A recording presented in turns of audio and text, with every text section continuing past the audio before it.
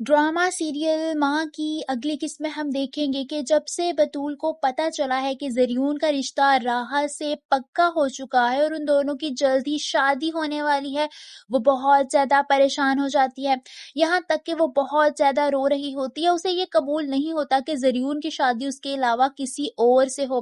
वो रो रही होती है जब उसकी वालिदा यानी आसिया उसके पास आती है और उसे रोता हुआ देखकर परेशान हो जाती हैं। बतूल रोते हुए अपनी माँ से कहती है कि मुझे ज़रियून चाहिए, जिस पर उसकी माँ उसे समझाते हुए कहती है कि ऐसा मुमकिन नहीं है बतूल, जुमे को राहा और ज़रियून का निकाह है। ये सुनकर बतूल मजीद रोने लगती है। आसिया से अपनी बेटी का रोता चेहरा बिल्कुल देखा भी नहीं जा रहा होता। वहीं आसिया आखिरी हद तक कोशिश करना चाहती है कि ज़रियून और राहा का निकाह किसी तरह रुकवा दे। वो वसीम यानी ज़रियून के बाप के पास जाती है और कहती है कि जिसने आपको रिजेक्ट किया है, आप उसी की बेटी से अपने बेटे की शादी करवा रहे हैं, इससे बड़ी और क्या बात हो सकती है।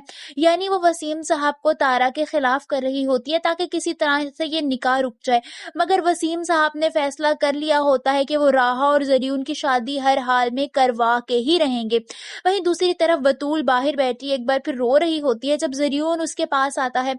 बतूल ज़रियून से कहती है कि मामा मुझसे कह रही थी कि मैं राहा और आपकी शादी की तैयारियां शुरू कर दूं, आप ही मुझे बताएं कि मैं ये सब कुछ कैसे करूं।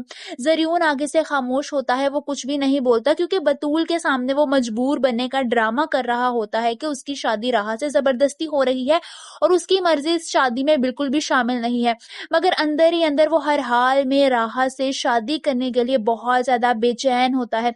दूसरी तरफ हम देखेंगे कि राहा अब इस शादी से खुश नहीं होती।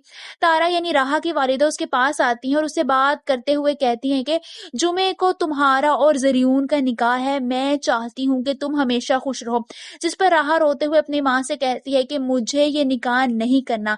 ये सुनकर तारा परेशान हो जाती है क्योंकि राहा आखिरी मौके पर निकाह के लिए मना कर रही होती है। तारा को समझ नहीं आता कि वो क्या करे।